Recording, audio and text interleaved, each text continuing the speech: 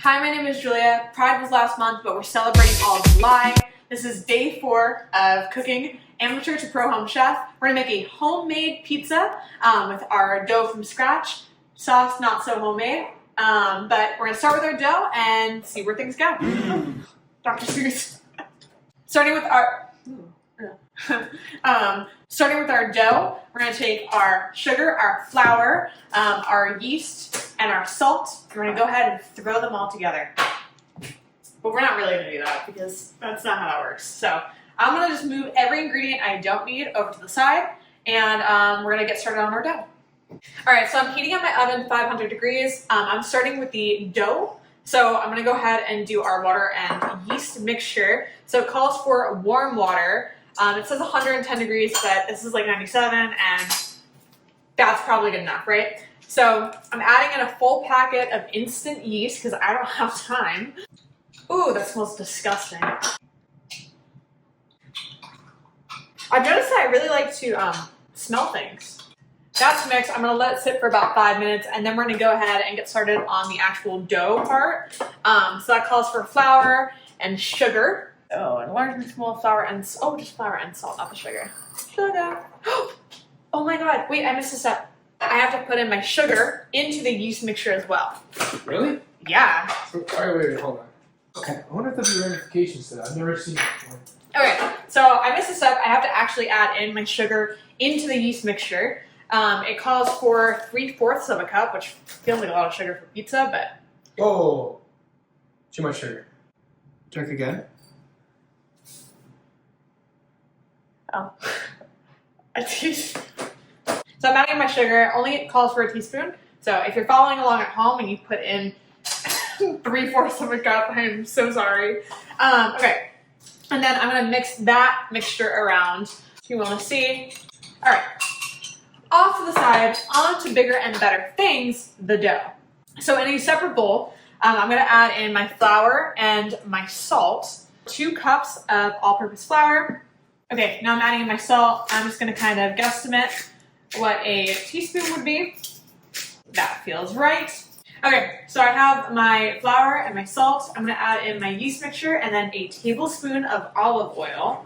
And I'm going to mix this all around to create our dough. So we're mixing around. It says to mix into a shaggy texture, and I don't know what that means. And then after, I'm going to lay it out on the table and knead it for 5 to 7 minutes. I think that's pretty shaggy. It's really not ready. What? Trust me, you'll know shaggy. This is just going to be like liquid in your hands. I have just gotten word that this is not considered shaggy. So I'm going to go ahead and try mixing it with the stand mixer. We have our stand mixer. I have locked everything into place this time. And I'm going to go ahead and transfer our dough into that bowl. And we're going to just mix it around for a little bit. Hopefully get her shaggy. Hello? Hello? There's got to be like a more... Oh, you know what? I'm going to cut a lot of this out, but I need you all to know I've been doing this for about 3 minutes. Ew. Alright. And we're going to go ahead and lock it. No, we're secure. Okay. And then I'm going to go ahead and throw it on 4. Look at that. You have to start slightly earlier, but... I think I know what you mean by shaggy now. Yeah, you would... So I definitely did not have it shaggy before. I cut a little bit there and I did add more flour in, or else we were never going to get anywhere. So let me show you what shaggy looks like, because I did not know. This is shaggy. Okay? I had Scooby. So let me not get ahead of myself. What I'm going to do next is I'm going to put flour on the table and then knead our shaggy dough around for about 5 to 7 minutes, but I won't make you endure that entire time with me. So I'm just going to go ahead and kind of do this. I don't really know how much is needed, but I feel like this is probably enough. And then here's where we get really messy. Oh, nothing's coming out. All right, so You have to get in there with yeah, I'm not getting there with my hands. All right.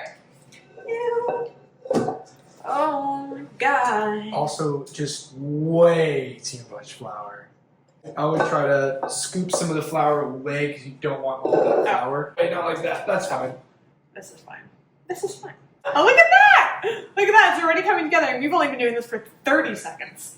Imagine what 6 minutes and 30 seconds from now will look like. It's like an avatar. Look at that. Wow. So we have our mixture here. I am going to put it in a bowl that's covered with olive oil in order to proof it. So we're going to put it in the bowl and then we're going to cover it for about an hour.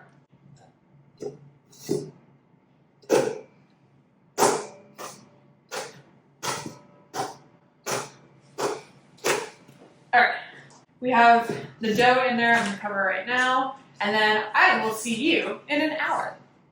Our dough is still proofing, so while we wait, I'm going to go ahead and do the toppings. We have sopressata, mozzarella, and a pepper. So for the mozzarella, we're going to do a full cup of shredded mozzarella, and then we're going to do about a half cup of just slices for the pizza topping. Sopressata, we're going to cut how we want and add as much as we want. And then the same kind of goes for the pepper. We're just going to dice it up and add it to the top of the pizza once it is done proofing. So I'm going to go ahead and start with our mozzarella, and we're going to do the shredded part first. So we have our cheese grater. Like I said, we need about a cup, but I'm going to eyeball it because, you know, that makes more sense. Dude, this is going to take forever. All right. We are shredding this down. Like I said, about a cup, but we're going to eyeball it. Next, we're taking the sopressata, and we're just going to cut it up into thin slices. Again, this is going to go on top of the pizza. I guess where else would it go, but... And look at how my knife skills have improved. Can I eat this? Can I eat this raw? I can't eat that raw? I can? Oh.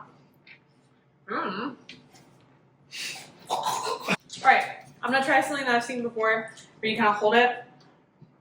Oh. I just had like a burp come up into my nose.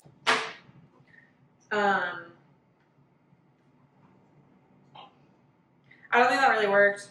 So I have my somewhat thinly cut pieces. I'm going to throw them to the side, and then finally, we're going to take our green pepper, and we're going to kind of, not necessarily dice, but get them in nice small pieces so we can add that to our pizza topping as well.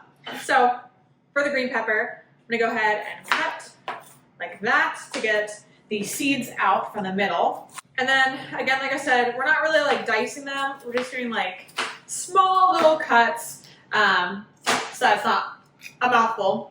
I'm going to go ahead, put this in a bowl, and then we're still waiting for the dough to rise. Once she has risen, we will get started with the pizza toppings and the sauce. Okay, so we've allowed the dough to rise for about an hour. I'm going to go ahead and spread it out into a nice pizza shape, and then we'll add our sauce and our toppings. It's still a little bit sticky. I don't know if that's normal. I've never made a pizza before, but anyway, I'm going to go ahead and kind of toss it around a little bit. I really want to try to do that thing where they spin it, but I'm a little afraid. Okay, so I'm kind of spreading out like this. So you can see here, I want to kind of get it a little bit, not like thinner, but so that we can have a nice pizza-like shape. Okay, so take two, trying something different. I put some flour down on the table. I'm gonna use a rolling pin and try to roll it out to get to that circular shape. So, oh my God. It's very stubborn. So I'm rolling it out. We're not quite a circular shape, but it's a shape. So after vigorous rolling, we have a somewhat circular shape. You know what? That's as best as it's gonna be. So we're gonna roll with this, and we're gonna add in our sauce and then our toppings, and we're gonna move it onto our pizza stone and heat it up. So adding on our sauce first, obviously. I'm trying to go kind of light with this because I feel like it'll spread out really nice once it's in the oven. Okay, so we have our sauce spread out. I'm gonna add in our cheese and then our toppings. Okay, we have our cheese on our pizza. I'm gonna go ahead and add our pepperonis and our sopressata. Can you maybe explain why you're Italian and Why am I? Time to put it in the oven. I'm gonna flip, and we're gonna cut it, and then it's gonna be on the stone. Ready? The fact that we did this on the counter, I kind of knew it was not going to work, and I did it anyway, showing that I truly am as dumb as I look. Because you see the dilemma, right? We have Yes, I definitely see the dilemma. Maybe you attack it from that, and I'll get it from this one. We just lift. Okay, ready? Okay. Ow. Oh, we Hey, you don't want to touch that. Uh-huh. Okay, just throw it all on. We're going to put it in. It's fine. We're going to...